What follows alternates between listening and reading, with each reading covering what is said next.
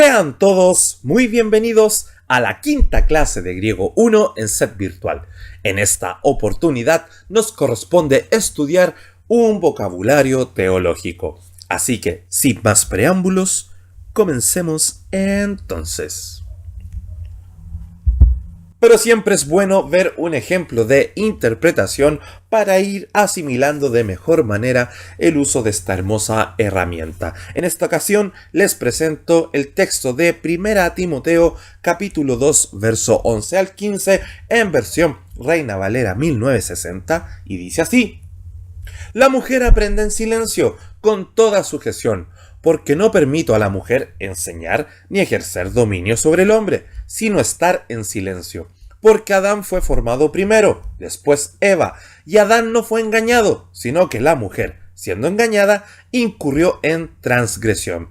Pero se salvará engendrando hijos, si permaneciere en fe, amor y santificación con modestia.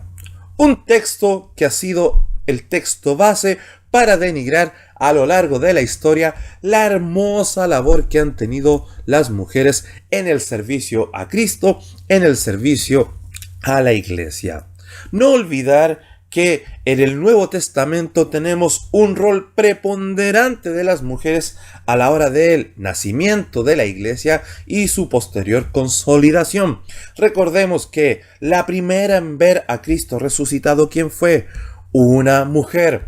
Luego, si pensamos en el apóstol Pablo, ya en su segundo viaje misionero, cuando cruza de oriente a occidente, en específico a la ciudad de Filipos, hubo una mujer llamada Lidia que jugó un rol fundamental en la fundación de la primera iglesia de la historia en Occidente. Luego, si consideramos el mismo segundo viaje misionero del apóstol Pablo, fundó él también una iglesia en Éfeso.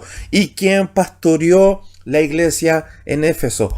Priscila, enseñando por ejemplo a un varón docto en las escrituras como Apolo. Y así no solamente en el texto bíblico, sino que a lo largo de la historia de la iglesia tenemos tremendos testimonios de mujeres que han servido a la iglesia en la proclamación y consolidación del evangelio. Pero como les decía, este texto ha sido un texto usado para denigrar dicha labor. Así que en esta oportunidad veremos cómo el griego nos ayuda dentro de un todo para poder interpretar con un menor nivel de error este pasaje.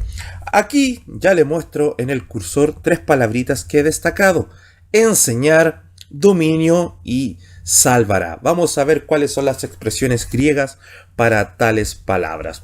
Para la palabra enseñar, paso a ver el texto griego de la misma porción. Se ocupa la palabra didaskein, ¿ya? Luego, para la palabra dominio, acá en azul, tenemos esta expresión authenteiin.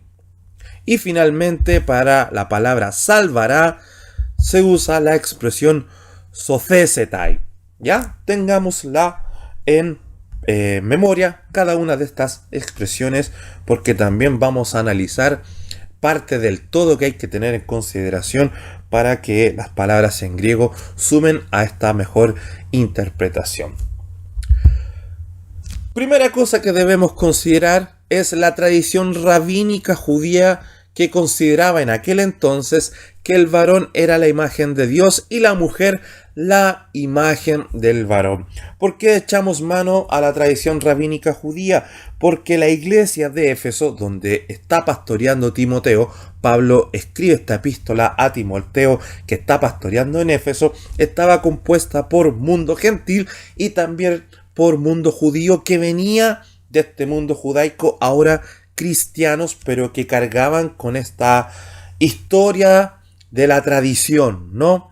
Así que esta tradición que manejaban estos cristianos de Éfeso, que fueron judíos, ahora son cristianos, pero que mantienen este fondo judaico, ellos por siempre escucharon en esta tradición rabínica judía que el varón era imagen de Dios y que la mujer era imagen del varón. Y ya nos dice que un mensaje bastante potente, ¿no?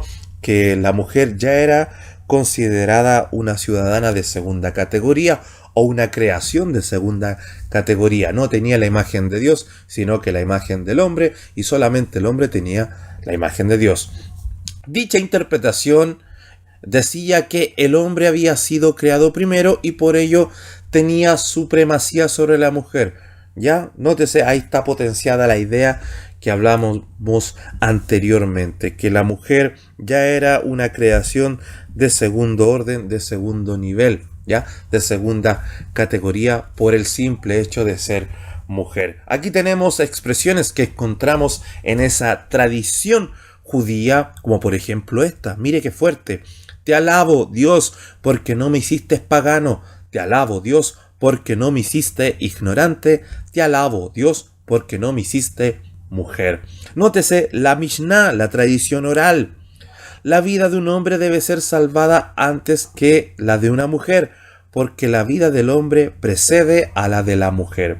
Y finalmente mírese cómo la halajá, también como parte de esta tradición, se pronuncia, a partir de estas tradiciones interpretativas. Ay de aquel que tiene hijas. Una hija es como una trampa para su padre.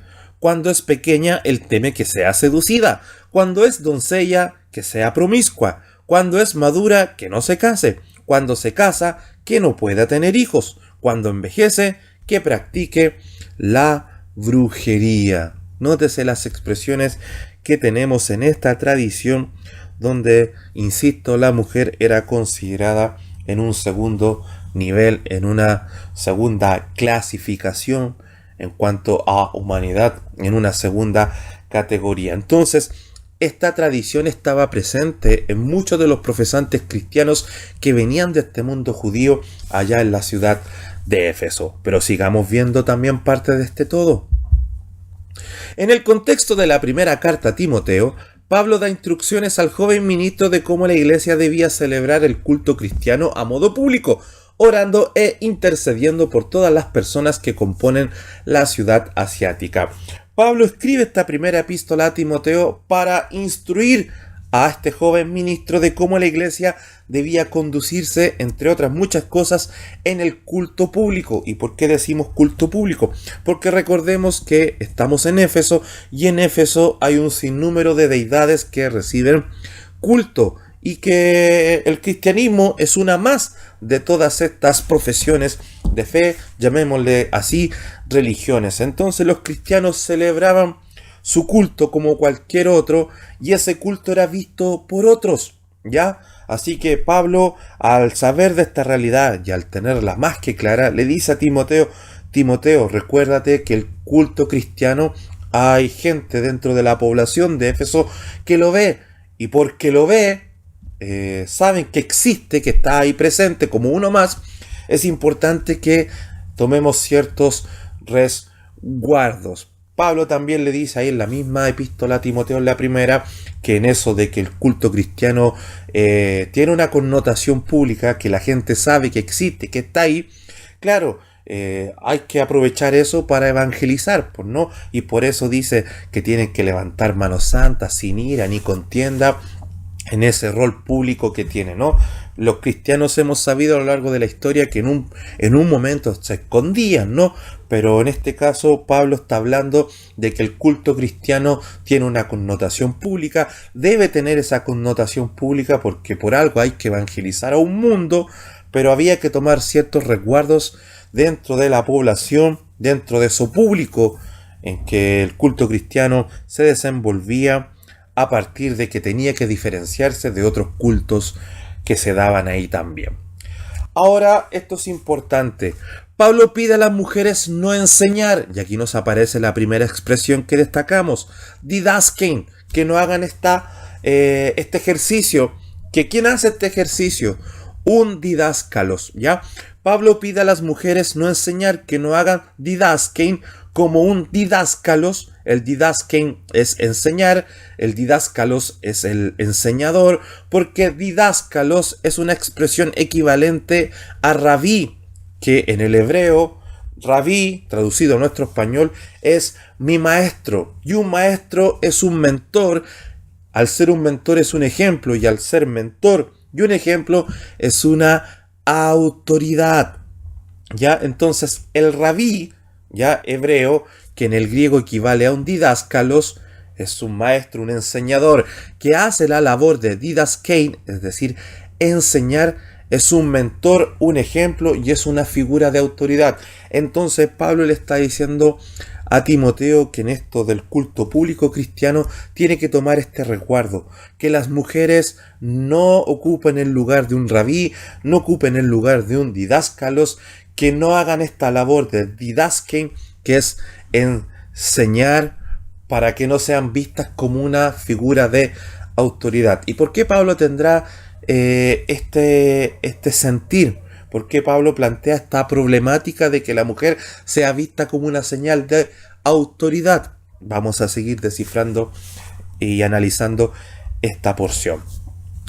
Aquí tenemos el tercer párrafo. Si la mujer enseña como didáscalos o rabí, es decir, en esta figura de autoridad, podría caer en el exceso o verse en la tentación de ejercer, un poder despótico sobre el varón. Ahí donde Pablo sigue poniendo atención a que la mujer no haga esta labor del didáscalos, no haga esta labor de didaskein, no haga esta labor de enseñador, que no haga esta labor de enseñar, porque en esa labor, en esa figura de enseñador, en esa labor de enseñar, puede ser vista como una autoridad. Y al momento de ser vista como una autoridad, puede caer en el exceso de ejercer un poder despótico sobre el varón. Porque Pablo tiene este miedo, tengámoslos ahí. Nótese, de hecho, la expresión, la segunda que vimos, ausentein, expresa en el griego antiguo la acción de matar a otro para tomar su lugar, es decir, un uso de ostentar el poder por la fuerza. Entonces, el rollo que tiene Pablo es precisamente esto. Recapitulemos. No, Pablo no quiere que las mujeres ocupen esta figura de rabí o didáscalos, que no hagan esta labor de enseñar, de didaskein. ¿Por qué? Porque corren el riesgo de ¿qué? De ejercer un poder despótico sobre el varón, un poder tan despótico que es un poder que ostenta el uso de la fuerza, a modo tal de incluso llevarlo a una figura de matar a otro para tomar su lugar, ¿ya?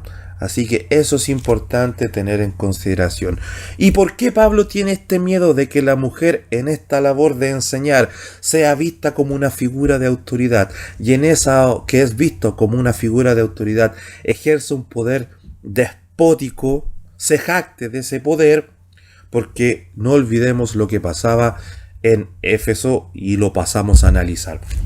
Podemos interpretar, tengamos la idea ahí, que la intención de Pablo es ordenar el culto público cristiano.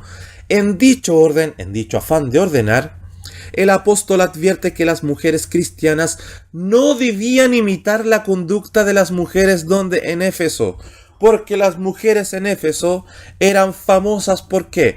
Por su vanidad, promiscuidad y altanería. ¿Y por qué las mujeres en Éfeso son vanidosas y son promiscuas y altaneras?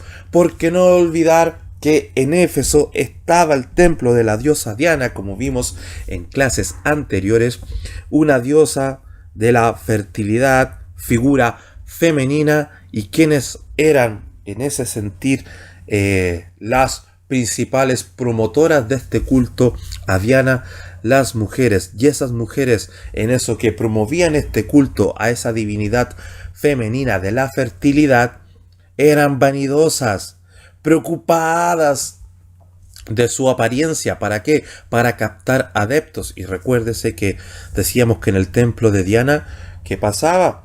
Diana, para poder tener conexión con Diana, se hacía a través de la prostitución sagrada, donde dichas prostitutas ofrecían la interacción con la divinidad. Entonces, afuera del templo de Diana y dentro del templo había desenfreno moral asociado a la sexualidad desbandada, promovida por las mujeres de Éfeso, sobre todo estas sacerdotisas o aquellas mujeres que estaban al servicio de este templo. Entonces eran vanidosas, se preocupaban de su apariencia para así captar feligreses, por decirlo así.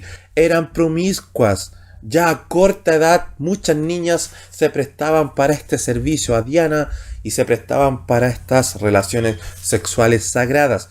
Y obviamente era orgullo ser devoto o devota en este caso de la diosa Diana, así que eran bien altaneras. Y todo esto se hacía de manera pública también. Aquí seguimos leyendo el párrafo. Estas mujeres, las que acabamos de detallar, eran quienes llevaban la realidad religiosa de la ciudad, lo que decíamos. Y entre esas labores que hacían, donde afloraba la vanidad, la promiscuidad y la altanería, ¿qué actividad hacían? Enseñaban todo lo referente a Diana. ¿Hacían qué cosa? Ocupaban la figura del didáscalos y hacían ¿qué? La didaskein, ¿ya? Y a partir de esa figura de enseñadora que enseñaba, que hacía esta didaskein, eran vistas como figuras de autoridad.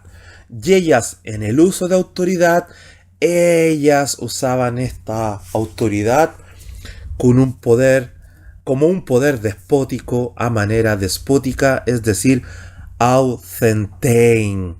Entonces, ¿qué está haciendo Pablo? En eso que el culto cristiano es público y el culto a Diana es público, con los matices que hemos hablado, está tratando de que las mujeres cristianas no sean confundidas con las mujeres devotas de Diana. Así como las mujeres devotas a Diana enseñaban, y a partir de eso que enseñaban, ejercían de manera despótica un poder, y en eso también eran vanidosas, promiscuas y altaneras.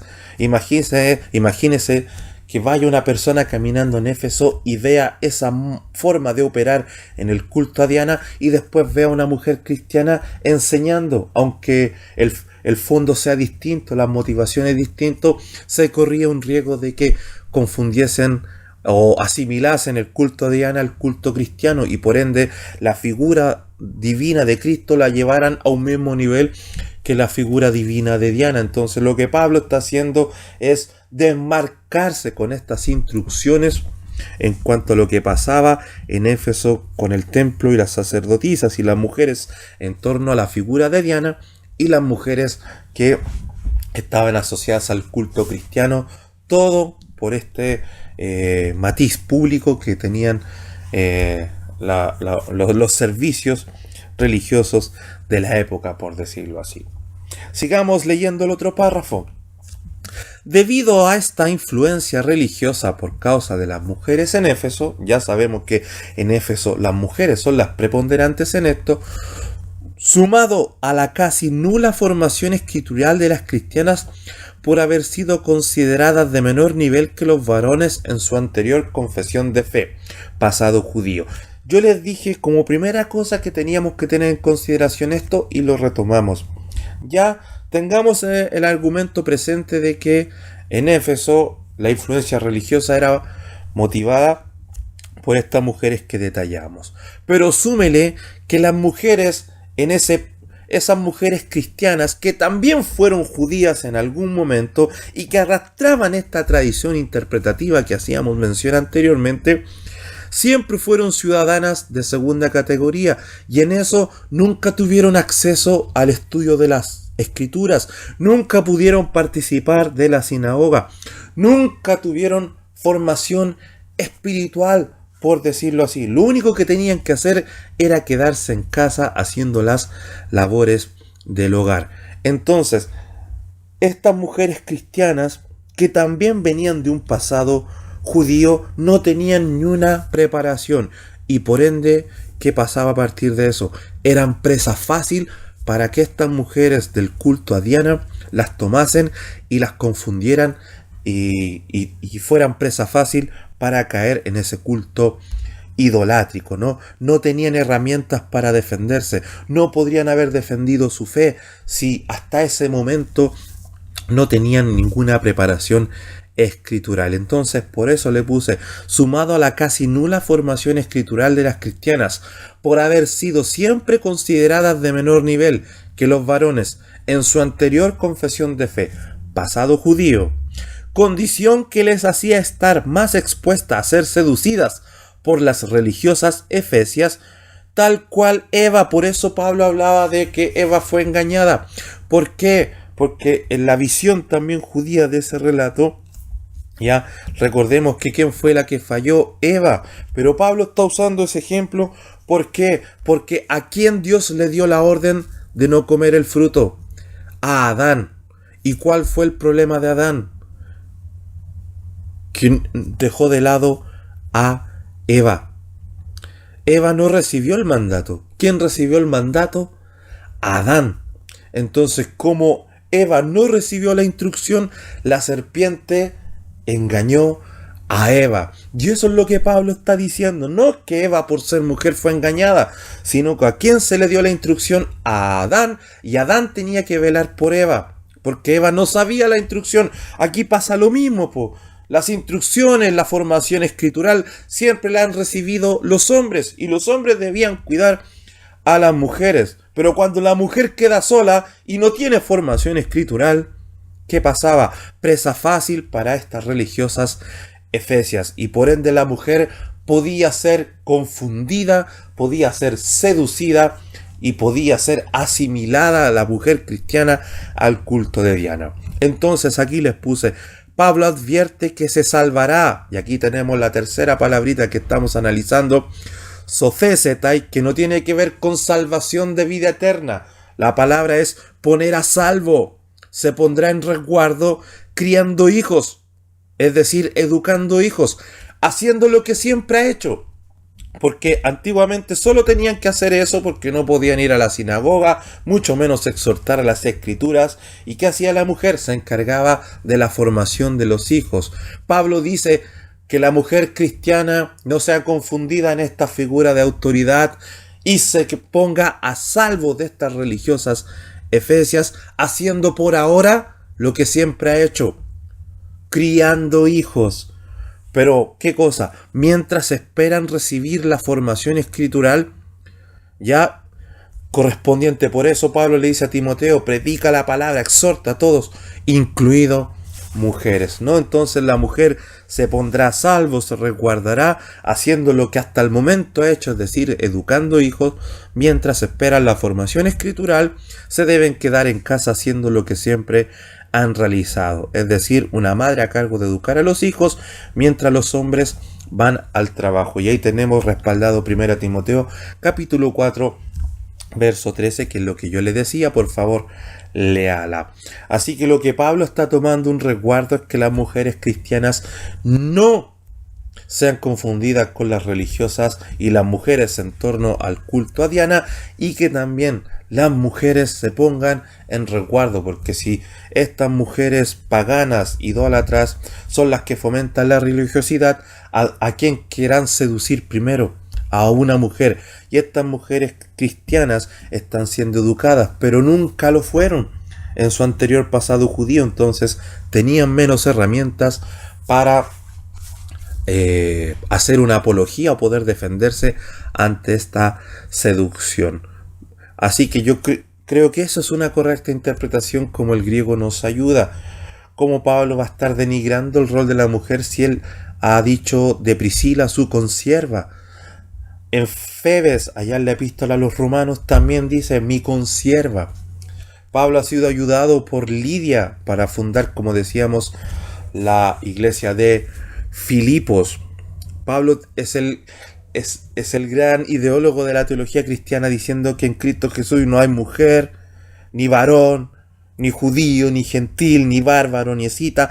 Todos somos uno en Cristo. Pablo tiene claro que el día de Pentecostés se derramó el Espíritu sobre toda carne. ¿Y quiénes habían ahí en el Pentecostés, en el aposento alto? Mujeres también. Así que creo que, considerando todo lo que hemos visto, es una buena interpretación, ayudándonos con el griego, esto que yo les he planteado. El ponerse a salvo, para terminar, correctamente se verá evidenciado en que mantienen la fe. O sea, si se han resguardado como tienen que resguardarse, ¿cómo se mostrará o se pondrá en evidencia? En que mantienen la fe, el amor y sus ganas de santificarse, ¿ya? Y no ser como las mujeres de Éfeso relacionadas a Diana. Todas características antagónicas a las mujeres paganas de Éfeso. Ya, así que espero haber contribuido con esta interpretación para bajar el nivel de error y así estar de acuerdo no solo con esta epístola, sino con toda la realidad escritural y no usar el texto bíblico como pretexto para decir que hay mujeres de segunda categoría. Aprovecho de decir hermanos de segunda categoría. Estamos en un tiempo donde los títulos dentro de la iglesia pesan tanto. Somos todos uno en Cristo Jesús. Hombres, mujeres, niños, jóvenes, ancianos recién nacidos. ¿Ya?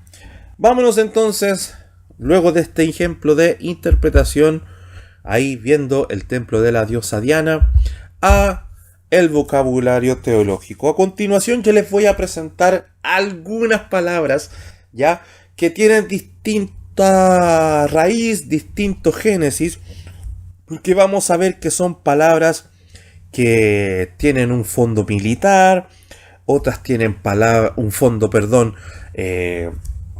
religioso, pero no cristiano.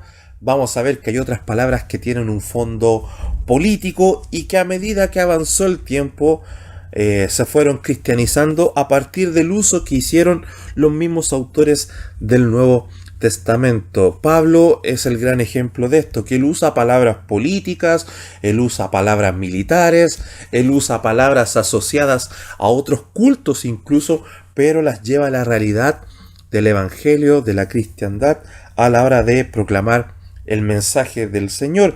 Entonces, ¿qué buscamos con este ejercicio de este vocabulario teológico?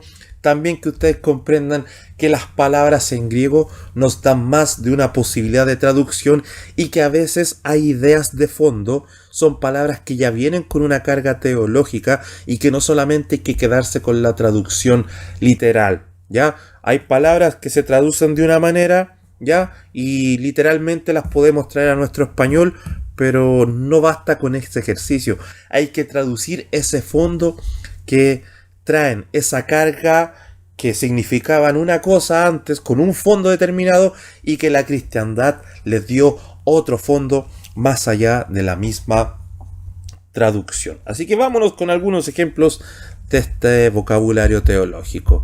La primera palabra que yo les presento ahí es agape. Ya varias de estas palabras se las presenté cuando vimos el alfabeto, ya, pero vamos a retomar para potenciar los fondos, ¿no? Y para que usted lo tenga claro, para que a la hora de interpretar no solamente las traduzca de manera literal, sino que tenga en consideración estos fondos que pasaron de un fondo militar, de un contexto político, con un fondo cristiano y con una idea detrás que potenciaba la enseñanza cristiana.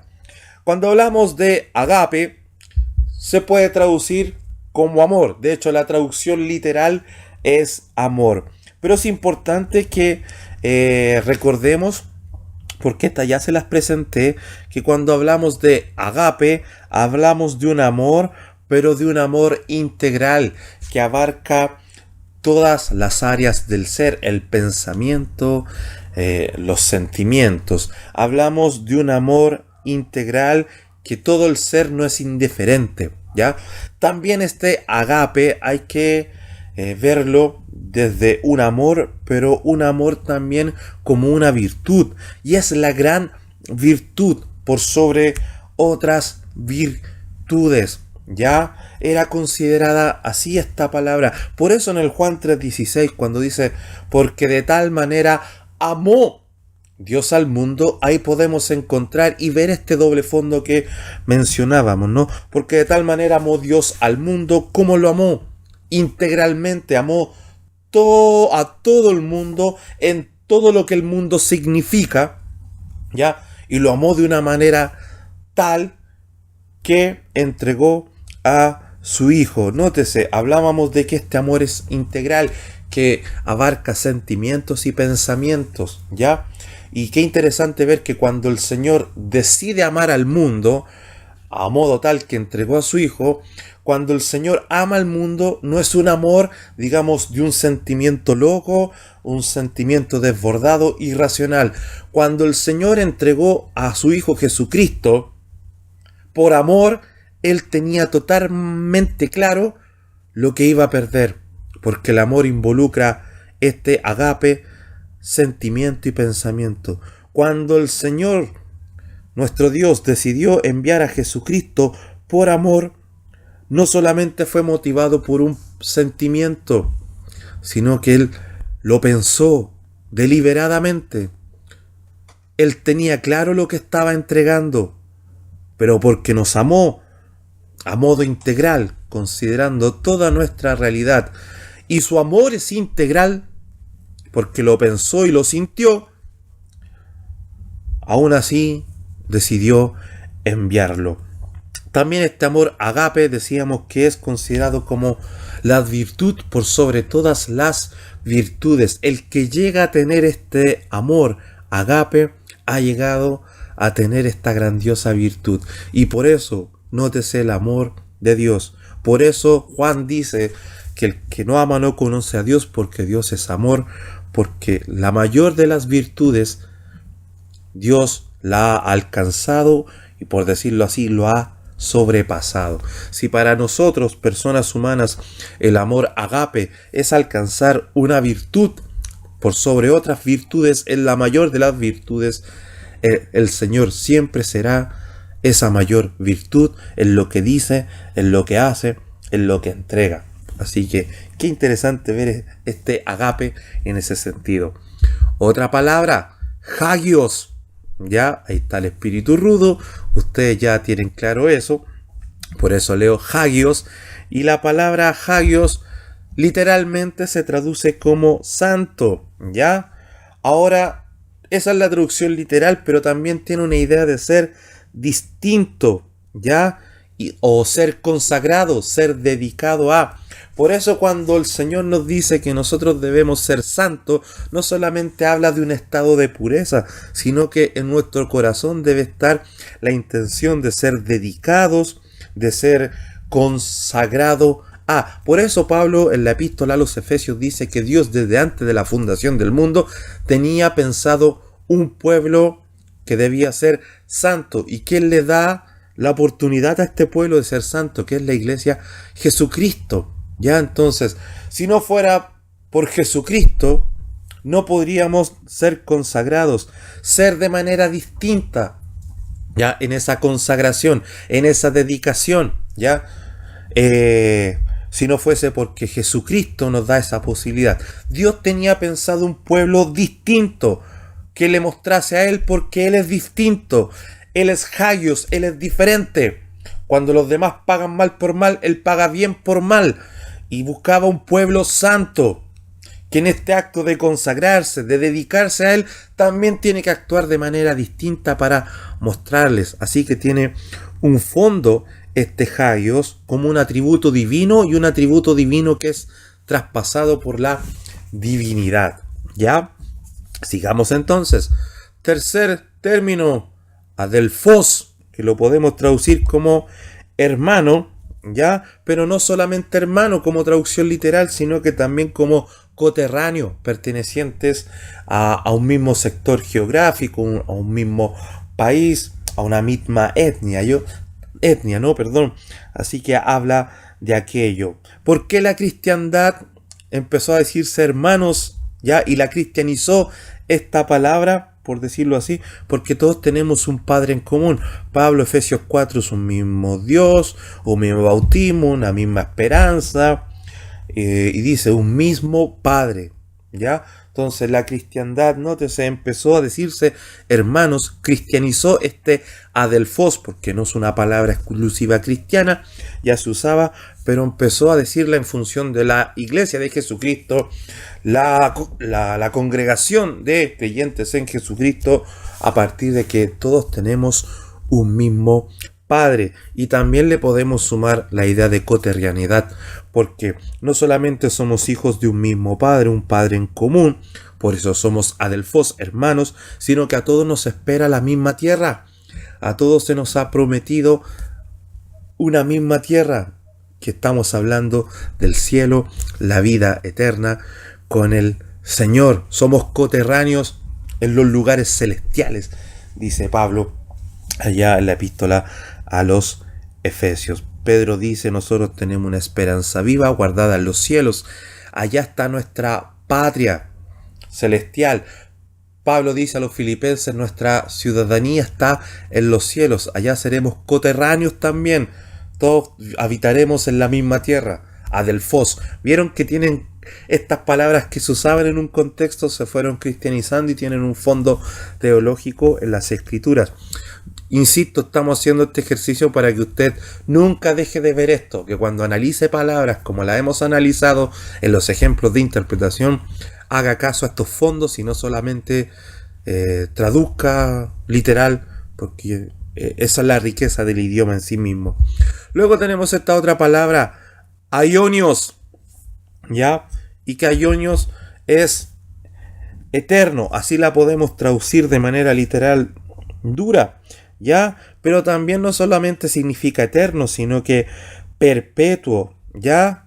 Y esto se aplica tanto a la vida con Dios, que Dios promete, como también al castigo, ¿no? La vida eterna, la vida aionios y el castigo aionios, perpetuo, que queda grabado, ¿no? Entonces, como un atributo tanto de lo bueno que viene de Dios, como de lo malo a lo que nos lleva y nos quiere engañar Satanás, ¿no? Entonces, como un atributo en términos de eso que recibimos de la divinidad, en términos de premio y en términos de castigo, ¿no? El aionios, ¿ya? Luego tenemos esta otra palabrita, hamartía, ¿ya? Que la traducimos como pecado, pero no solamente pecado, sino que hay un fondo también importante, que es como errar el blanco, es como tirar una flecha allá donde este deporte que nosotros vemos, el tiro al arco, donde está el arquero con su flecha y tiene que apuntar a un determinado lugar, tiene que llegar a ese blanco, ¿ya? La hamartía habla precisamente de errar en el blanco, es decir, hay un trayecto trazado, pero habla de no concretar ese trayecto. Mire cómo la podemos teologizar, ¿no? Entonces el Señor busca y quiere que todo el mundo crea y tenga vida eterna. El camino para toda la humanidad está trazado. El blanco, la meta a la que hay que llegar es la vida eterna, pero aquel que peca no llega al blanco, no concreta el camino, ¿ya? Erra al blanco, que tenemos que llegar a la dirección donde hay que apuntar. Aquel que vive la hamartía no llega a ese blanco, se desvía en el trazado, se desvía en el camino, ¿ya? Y no llega, y erra. Vamos viendo apostasía, ¿ya? Que la podemos traducir tal cual como se entiende apostasía. Hay que decir que apostasía nosotros ya como que la entendemos con una carga interpretativa detrás, ¿ya? Pero déjeme decirle que apostasía también la podemos traducir y tiene esta idea detrás, ¿no? Como cambio de bando o un cambio de partido. También se puede traducir como apartarse o defección, ¿ya? Ahora, esto es importante. La apostasía, este cambio de bando, de partido, es como una palabra política. Y sabemos que Roma, en los tiempos del Nuevo Testamento, bien que se vivía la política y la politiquería. Entonces, había gente que se cambiaba de un lado para otro, se cambiaba de bando, se cambiaba de partido, ¿en función de qué? De sus propios intereses. Entonces, cuando la cristiandad teologizó esta palabra, habla de un cambio de partido, habla de un cambio de bando, pero ¿cuál es la motivación? Sus intereses, lo que a ellos les interesa. Por eso Pablo, cuando habla ya en 2 Timoteo capítulo 4, dice: algunos, teniendo comezón de oír, se traerán maestros y que les hable lo que ellos les conviene escuchar, o les hablarán lo que ellos quieren escuchar. Ahí está hablando de los apóstatas, es decir, se cambian de bando, se cambian de lado, se cambian de partido, según sus propios intereses. Así que es una realidad que ha acompañado toda la historia de la Iglesia. Hasta el día de hoy hay apóstatas porque tienen otros intereses distintos a los intereses que nos ha plantado Jesucristo en su Evangelio. Otra palabra, dulos. Ya usted sabrá por qué leo dulos, ya que la podemos traducir como esclavo, ¿ya? Y hay que decir, bien importante esto, en los tiempos del Nuevo Testamento el esclavo, hay tres tipos de esclavos, ¿no? Está el oikonomos, que de ahí viene oikonomía, que es como un administrador, era un esclavo de confianza, que era una especie de administrador de fondo, que era como un empleado de confianza y tenía ciertos privilegios como elegir esposa, ¿no? Pero el dulos ya es una imagen de esclavo bastante más denigrante, ¿no? Un esclavo que no tiene voluntad, solamente le queda decir sí a las instrucciones que le dan. Él no tiene voluntad, la voluntad es de su dueño, él tiene hijos, le dicen con quién tiene que casarse, tiene hijos y los hijos no son de él, es decir, él no decide. Y qué maravilloso que Pablo, por ejemplo, en la epístola a los Filipenses y otras tantas, se presenta como dulos de Cristo. Yo no tengo voluntad, aquí estoy para obedecer. Si Dios me dice esto, allá voy. Si el Señor Jesucristo me dice, tienes que pasar por esto otro, eso haré. Yo dejo mi voluntad de lado. ¿Para qué? Para hacer la voluntad del que me envió, dijo Cristo. Cristo fue dulos. El dulos hacía las labores más denigrantes, lavar los pies de sus amos, hablar los pies de los amigos de sus amos, de sus dueños. Cristo tomó forma de siervo, dice Pablo en 2 Filipenses capítulo 2, verso 5 en adelante.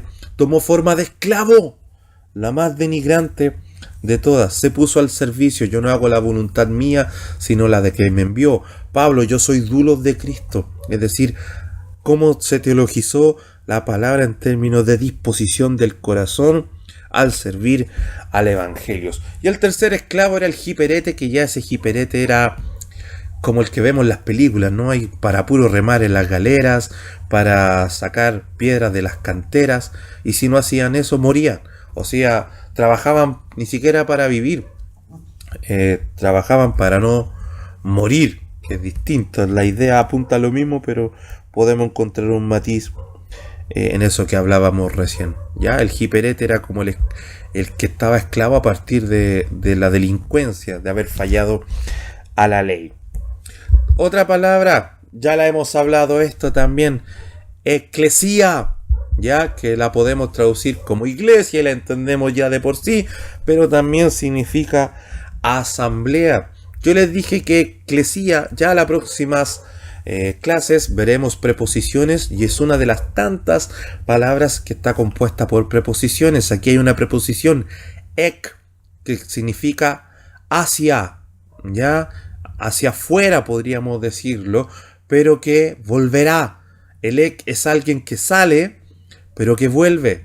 Esa preposición se usa para eso. Eclesía viene de kletos, que es convocados o llamados. Entonces la eclesía está llamada a salir, pero a volver. El Señor dijo que todos los que estamos en la iglesia y somos parte de la iglesia, tuvimos un origen, que el Señor nos sacó y nos mandó a ir, pero nos traerá de vuelta. Qué maravilloso eso. Entonces nuestros nombres ya están escritos en el libro de la vida, ¿ya? Y por ahora, en este mundo, ¿qué pasó con la iglesia? El Señor mandó a su iglesia que fuese, pero un día el Señor traerá a su iglesia de vuelta para llevarla al lugar que le corresponde. El Señor llevará a hombres que son parte de la iglesia a llevar su mensaje, pero luego traerá a esta iglesia a ese lugar que la humanidad nunca debió dejar, ¿no? Así que, qué interesante aquello. Esta eclesía también es una palabra bien política, ya, al igual que apostasía.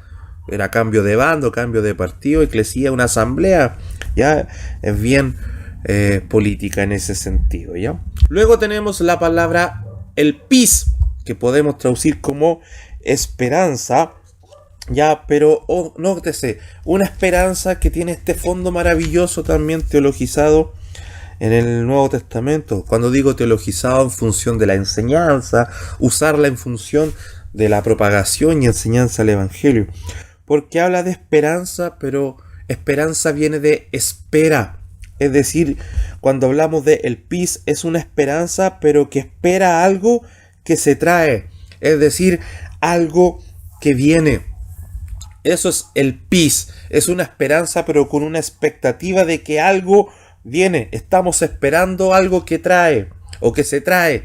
Entonces, por eso Pablo, cuando habla de la vida eterna, en muchas epístolas habla de la esperanza, y la esperanza no nos deja en vergüenza.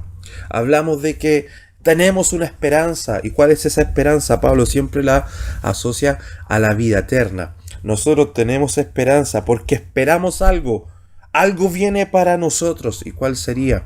Que Cristo vendrá y iremos a la vida eterna. Esperamos esa vida eterna que se nos trae. Esperamos eso, algo que viene, que es una eternidad con el Señor. Es decir, es una espera con un beneficio. ¿Ya? Entonces, por eso Pablo habla, cuando habla de esperanza, cuando habla de el pis, habla con este fondo de esperar lo que el Señor nos ha prometido, partiendo por estar con Él. Luego tenemos esta palabrita que es energía, ¿ya? Y que la podemos traducir como energía, así la podemos traducir literalmente, pero tiene un fondo bien bonito, ¿no? Que es asociada a poderes suprahumanos, es decir, como a poderes metafísicos.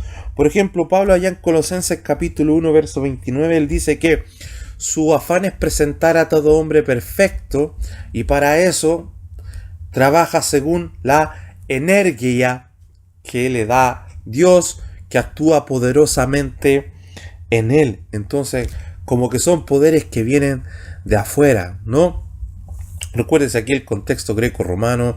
En la cultura griega sobre todo había superhéroes que tenían poderes, que eran poderes asociados así a sus características divinas. Entonces, claro, Pablo ocupa este término energía como que a las fuerzas que el Señor le da para hacer lo que Él tiene que hacer. Es como una energía asociada a poderes más allá de los humanos, y en este caso Pablo dice que viene de Dios.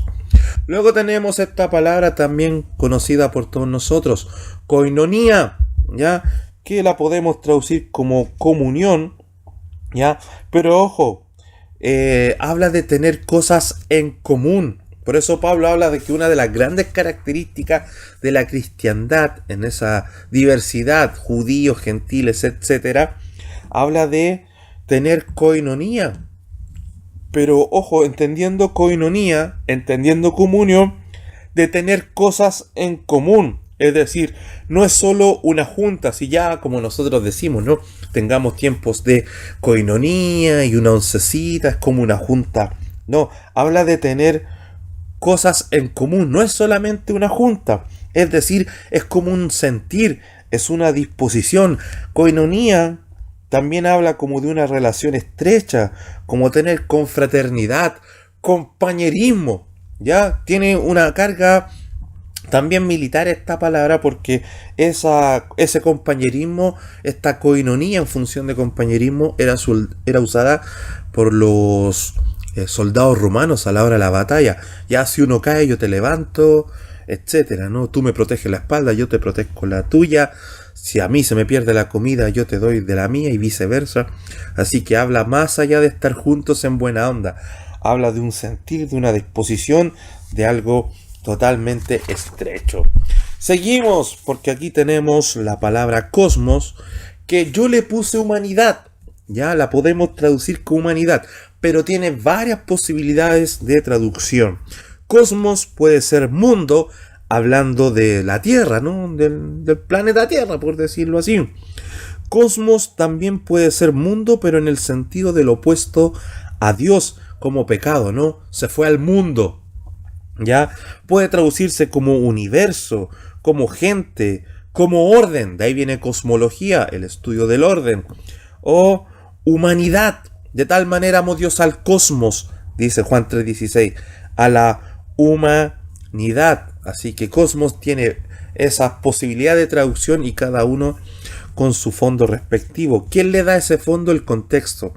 Recuérdese que la podemos traducir literal, pero el fondo, el argumento que se trae, por ejemplo, en ese caso de Juan 3:16, de tal manera amó Dios al cosmos, a la humanidad, para que la humanidad no se pierda y tenga vida eterna, ¿no? Entonces, ¿qué le da el fondo? El contexto, ¿no? Luego tenemos esta palabrita, que también creo que nos es bastante asimilable, que es liturgia, ¿ya? Que la podemos traducir como servicio, de ahí viene liturgia, ¿ya? Pero la liturgia habla de un servicio que se realiza como acto de devoción, ¿ya? Ahora qué interesante ver esto, ¿no? Porque nosotros pensamos que la liturgia de la cual procede de esta palabra liturgia es como la estructura del culto, es como el protocolo del culto, y no, la liturgia es como un servicio que se da en el culto. Los primeros cristianos se agrupaban y ¿qué hacían? Cantaban, todo lo que quizás nosotros hacemos, pero se servían unos a otros.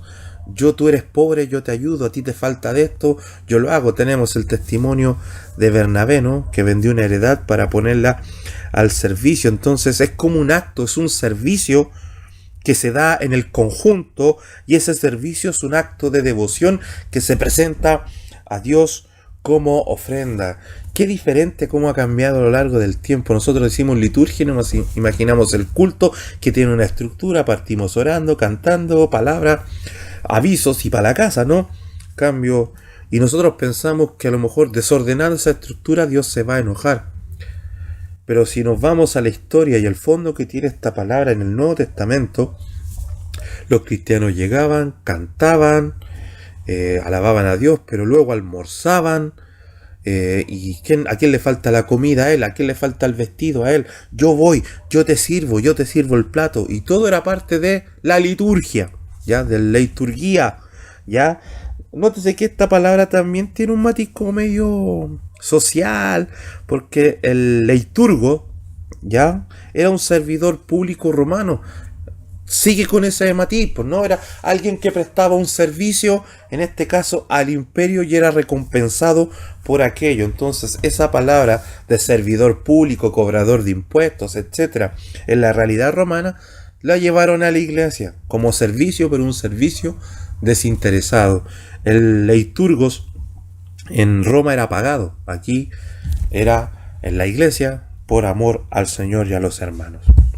Luego tenemos esta palabra, ¿no? Pucha, esta palabra tiene un sinnúmero de fondos, que es la palabra logos, que se traduce como palabra, ¿no? Pero la palabra logos podemos verla de distintos fondos en el Nuevo Testamento. Por ejemplo, la palabra logos se puede traducir como palabra, también como lo dicho, ¿ya?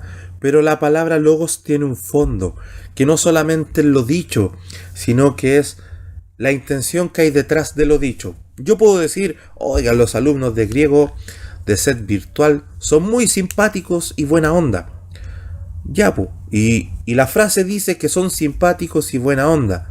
Pero ahí está la frase, y no podemos ir más allá de la frase, ¿ya? Pero el logos es no solamente decir la frase, sino... ¿Por qué yo digo que son simpáticos y buena onda? Porque les tengo cariño, ¿ya? Entonces, el logos habla de palabra o de palabras, pero con una intención detrás, con este cariño en el caso del ejemplo que yo les daba. Entonces, Juan aplica así ese fondo, por ejemplo, cuando dice en el principio era el verbo, en el principio era la palabra, Juan 1:1, en argei, prostonteon haijo logos dirá, ¿ya? En el principio, hablando de Cristo, era la palabra, es decir, todo lo que Dios habló, por cuanto todo lo que Dios habló es lo que ha dado a conocer de sí, y cuando habló para darse a conocer, Él tenía una intención en eso que habló para darse a conocer, Cristo se encarnó, Cristo es esa palabra. Cuando Dios habló, por el acto de hablar, se dio a conocer. En el acto de hablar se dio a conocer con las intenciones que él tenía. Y Cristo es esa palabra. Cristo es ese logos. Cristo es lo que Dios habló con la intención de cómo lo habló. Ahora también el logos tiene connotaciones así medias filosóficas, ¿no? La palabra logos, por ejemplo, los estoicos sí hablaban de que había una mente controladora del universo, que administraba todos los propósitos, que no podíamos prevalecer con nuestro propósito, sino que había que someterse a los propósitos de esta mente que creó las cosas y que administraba los designios de todo lo creado, y a esa mente creadora, a esa realidad que estaba detrás de todo lo creado, los estoicos le decían el logos. Por eso Juan, cuando escribe a una comunidad que entiende estoicamente, y él les dice, claro, la mente creadora, el que creó todas las cosas, la mente que controla la voluntad de todo, el logos de Dios se encarnó. Por eso les presenta también a Jesucristo como logos a esta comunidad que piensa estoicamente ahí en el Evangelio de Juan. Logos viene del ego. Cuando hablamos del ego, Lego, ¿no? Las figuritas estas que se ensamblan, porque logos no solamente es una palabra, puede ser una frase, puede ser un libro, puede ser un tratado entero. Cuando Lucas escribe el libro de los Hechos, le dice a Teófilo, como te escribí en el primer tratado. ¿Cuál sería ese primer tratado? El Evangelio de Lucas. Y él le pone, como te escribo en el primer logos, ¿no? Hablando del Evangelio entero. Así que también puede ser aquello. Así que nótese los fondos, como hay teología detrás de estas palabras. Próxima palabra, maceteuo. Ya, y esa la podemos traducir, como discípulo, pero un discípulo no tanto de academia, sino que un discípulo de experiencias, ya, un discípulo de cotidianidad. Jesús le dijo, ustedes son pescadores, yo los voy a hacer pescadores de hombres. Y el Señor enseñaba ahí con la palabra del sembrador, con la palabra del trigo y la cizaña, con yo soy la vid verdadera, pescadores de hombres, como decíamos entonces. Cuando Cristo enseñaba a sus discípulos, hacía discípulos, los hacía en esta realidad de cotidianidad. Cuando dice id y hacer discípulos, ocupa esta palabra, ¿no? El maceteuo, ya, es decir, vayan y hagan discípulos en la cotidianidad. Mientras vayan a la feria, mientras vayan a la ferretería, mientras vayan a la playa, hagan discípulos, ¿no? Porque nadie tiene la plata como para ir a una academia, de las grandes academias que habían en estos tiempos, como Tarso, la misma Alejandría, ya, sino que había que hacerlo ahí en la cotidianidad. Luego tenemos parácletos, otra palabra también que se cristianizó. Parácletos la podemos traducir como abogado, pero también puede ser consolador, puede ser intercesor. Qué interesante esta palabra, ¿no? Aquí, primero, la palabra parácletos también está compuesta por una preposición, para, que significa junto a, y kletos, al igual que eclesía, convocado. Entonces el parácletos es un convocado a estar junto a ti. Por eso Cristo dice, yo me iré, pero les conviene que me vaya, porque les dejaré otro consolador. Y creo que la palabra ahí consolador no aplica mucho, aunque es una de las posibilidades que se puede traducir, porque parácletos se puede traducir como consolador, pero parácletos es como aquel que está junto a ustedes. Cristo les dice, les conviene que yo me vaya, porque si no, no llegaría el consolador, porque cuando se tradujo parácletos se le puso consolador, pero creo que la idea, más que el consolador de Nanay, que los va a cuidar, es alguien que está llamado a estar junto a ustedes. El Espíritu Santo les recordará todo de mí porque estará ahí con ustedes. ¿Por qué Cristo también habla que nos recordará todo de mí? Porque el parácletos, en esta función de estar junto a, era uno de los asesores de César. Sabemos que César es el emperador y como tal tiene que gobernar, y muchos emperadores no tenían ni idea de arquitectura ni de economía, entonces tenían a las grandes eminencias a sus lados. Las grandes eminencias estaban llamados a estar junto a él para asesorarle en guerra, en economía, en leyes, etcétera. Entonces, si se fijan, Cristo les dice, les conviene que me vaya, porque si no, no vendría este Paráclitos, esta eminencia, que les hablará y les recordará todo en cuanto a mí. Él le enseñará directamente el mensaje mío de mi Padre. Por eso les conviene que les vaya, porque si no, no llegaría este doctor, este que tiene un doctorado en Evangelio, a sus vidas. El Paráclitos también era aquel que estaba llamado a estar junto al emperador para recordarles, ¿qué cosa? César, aquí todos te tratan como Dios. Sí, tú eres divino, César, pero recuerda que eres un mortal, que te vas a morir. Entonces era como bajarlo de la nube. Y qué interesante cuando Cristo dice, vendrá el Paráclitos a sus vidas. El saber que tenemos el Paráclitos en nuestro corazón, entre otras cosas, es bájate la nube. Los dones no son tuyos, son del Señor. Tú no tienes ni un ministerio, los ministerios son del Señor. Así que aquel que dice que tiene el Espíritu Santo, el Paráclitos de Dios, y lo ocupa para puro engrandecerse y tener diploma en la muralla, y agrandar su currículum de divinidad, usado por la divinidad, mejor dicho, no creo que esté siendo fiel a lo que el Espíritu Santo hace, ¿no? El Espíritu Santo es aquel que nos dice, todo es de Dios y nada es tuyo, nos hace bajar de la nube. También se puede traducir como abogado, ¿no? Si alguno ha pecado, Paráclitos tenemos para con Dios, a Jesucristo, ¿no? Como abogado. Así que qué interesante ver esas lecturas. El Paráclitos, el que consuela, es el abogado, ciertamente, pero el que está convocado a bajarnos de la nube es el gran doctor y la gran eminencia que nos ayuda a entender el Evangelio.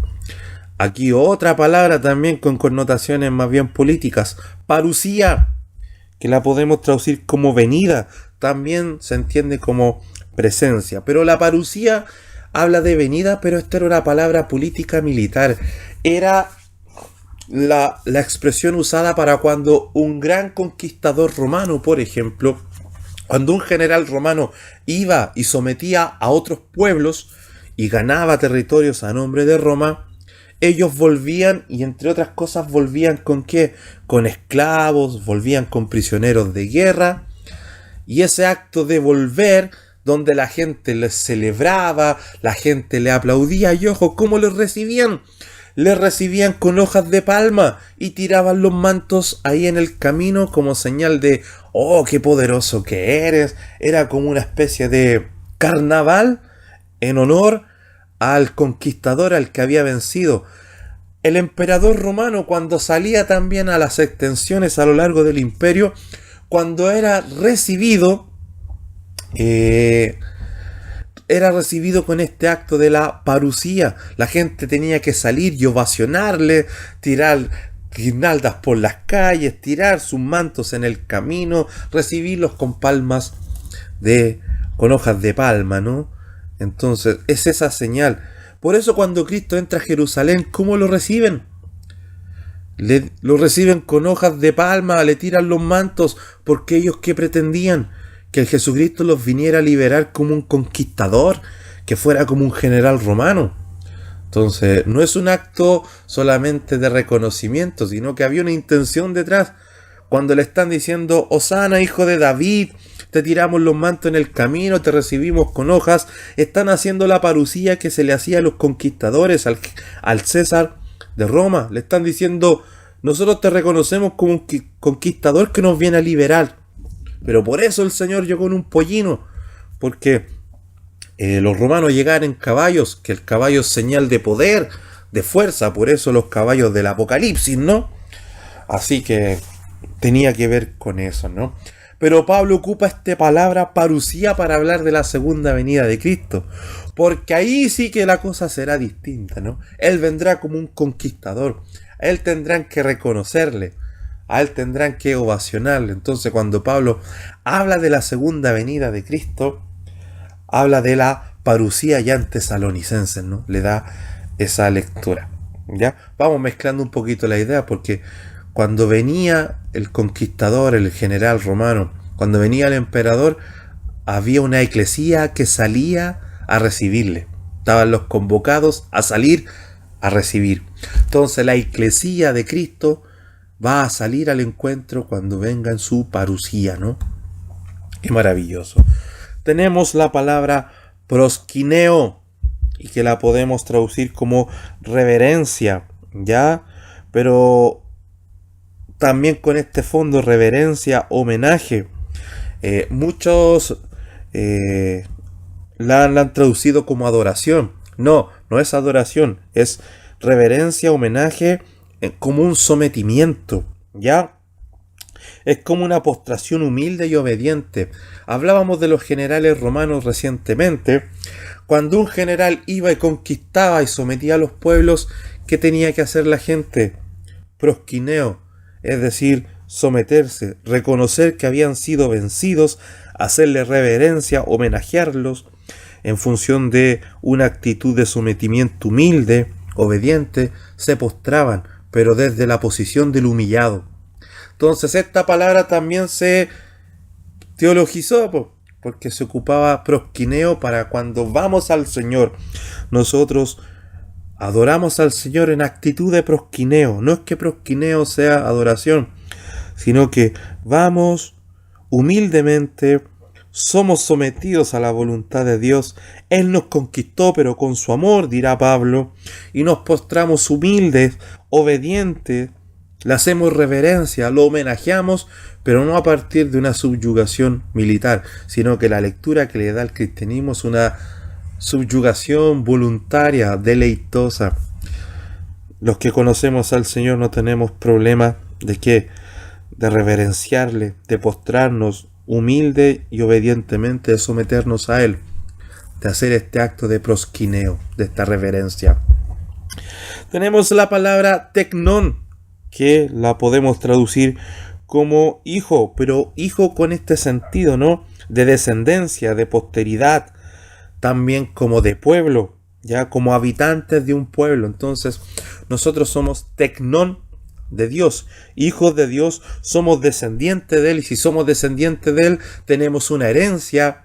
Por eso somos coherederos con Cristo, dice Pablo, nuestra herencia está en los cielos cuando habitemos ahí, porque somos pueblo, ¿no? Así que teknon tiene esta traducción de hijo, pero con este fondo, ¿no? Como de descendencia, de linaje, que somos parte de un pueblo, con un vínculo. Somos habitantes, pero con un vínculo, ¿ya? La penúltima, hipomoné. ¿Cómo podemos traducir hipomoné? Como paciencia, ¿ya?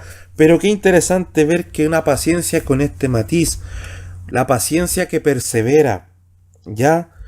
Y esta palabra la podemos ligar a esta que veíamos, a la esperanza. ¿Se acuerdan que el pis esperábamos algo que venía? Era una espera porque algo se nos va a dar. Bueno, ¿cómo esperamos? Esperando aquello que nos va a llegar, con hipomoné, con paciencia, con perseverancia. Esto es una de las características que más se habla en cuanto a la fe en el Nuevo Testamento. La paciencia como característica de esta fe que espera. El hipomoné como gran virtud de la fe, ¿ya? Así que, y es una de las grandes cualidades que tiene la fe dentro del judaísmo también, ¿no? Pacientemente esperé yo a Jehová y él me respondió. El que persevere hasta el fin será salvo, ¿no? Este hipomoné habla de paciencia, pero perseverar a pesar de un camino adverso, ya, porque me mantengo en el elpis, ¿no? En la esperanza, en espera de eso que se me ha prometido. Entonces, cuando aparezca hipomoné, es como la gran virtud de la fe, que espera, que aunque no lo ve, tiene la seguridad de que va a pasar, y por eso pacientemente espero, en perseverancia espero.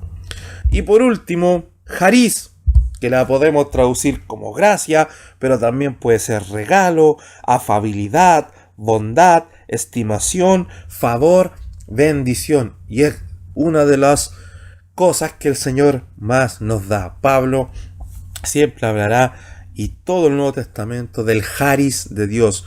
Gracias a la afabilidad, a la bondad, a lo que el Señor nos tiene en estima, nos regaló el charis del Evangelio, dirá Pablo allá en Efesios capítulo 3. Nos regaló la posibilidad de ser predicadores del Evangelio. Contamos con su favor. Pablo siempre que saluda las epístolas, gracia y paz, que todo lo bueno, que toda la afabilidad, que toda la bondad, que toda la estimación y el favor de Dios sea sobre sus vidas. El charis es eso, no solamente regalo, sino que el charis es como la acción que hay detrás del regalo, ¿no? Para regalo tenemos la palabra dorea, pero el charis va más allá. El charis es un regalo, pero con una acción detrás de regalar, ¿no? Lo que decíamos del logo, que es palabra, pero con una intención detrás de esa palabra. Aquí el charis es un regalo, pero todo un deseo detrás, un buen deseo, un hermoso deseo en cuanto a eso que se nos ha regalado. Y terminamos este vocabulario teológico buscando que con estos ejemplos usted pueda considerar que las palabras no solo tienen una traducción literal fría, sino que hay fondos a considerar para que la lectura y la traducción de dichas palabras enriquezcan de mejor manera la interpretación. El ejercicio busca que usted con estos ejemplos no vaya solamente a un diccionario agape, amor, y después se encuentre con su interpretación bíblica y diga, pero esto significa amor, sino que tengan estos fondos. Vamos a estar presentando en clases más adelante las preposiciones que componen estas palabras. Yo le hablaba del ek, del para, que ayudan también a entender los fondos de estas palabras. Y también vamos a hablar material que nos ayuda en términos históricos, culturales, etcétera, a entender estos fondos para ver por qué los cristianos las teologizaron en función del mensaje del Evangelio y las usaron, aun cuando venían de otro fondo, de otra realidad, de otro contexto, las usaron dándole el sentido, el contexto, el fondo en favor del mensaje del Evangelio. ¿Ya? Terminamos esta clase con lo siguiente. Vamos a hacer la corrección de la lectura número 1. La voy a leer. Recuérdense que este era un ejercicio de transliteración que tenían que hacer, transliterando palabra por palabra, letra por letra, considerando las normas y reglas de lectura que vimos a lo largo de la clase. Así que lo voy a leer de corrido para que usted también vaya ensayando su lectura. Yo que le invito que intente leer usted y después compare con esta corrección que yo les voy a presentar a partir de lectura. Este ejercicio lo hicimos en una primera instancia evaluado como transliteración, pero no olvide que usted tiene que leer. Entonces, ahora yo con esta corrección que estoy corrigiendo, no estoy corrigiendo la transliteración. Para eso voy a enviar un archivo con esa transliteración correcta para que usted se guíe con su transliteración. Pero usted también tiene que hacer el ejercicio de leer. Y yo voy a leer este texto para que usted lo trate de leer y después compare con este audio este ejercicio. Así que leemos esta porción que dice así. Pater, gemón, ho, en, tois, uranois, hayas ceto, to, onomá, su, el ceto, ge, basileia, su, geneceto, to, celemá, su, hos, en, uranoi, kai, epi, ges, ton, arton, gemón, ton, epiusion, dos, gemín, semeron, caí, afes, gemín, ta, ofeilemata, gemón, jos, caí, geméis, afecamen, tois, ofeiletais, gemón, caí, me, eisenenkeis, Gemas, eis. Peirasmon, Alá, Hrisai, Gemas, Apo, Tu, Ponerú. Joti, Su, Estin, Ge, Basileia, Caí, Ge, Dinamis, Caí, Ge, Doxa, Eis, Tus, Ayonas. Amén. Espero haberle ayudado. Ensaye la lectura, compare su lectura con esta lectura, también compare su transliteración con la transliteración que yo le voy a dejar de este mismo texto para que así también vea su corrección de la tarea número 1 y espero de verdad que siga animándose a estudiar este hermoso idioma, esta hermosa herramienta. El Señor les bendiga y será hasta una nueva oportunidad.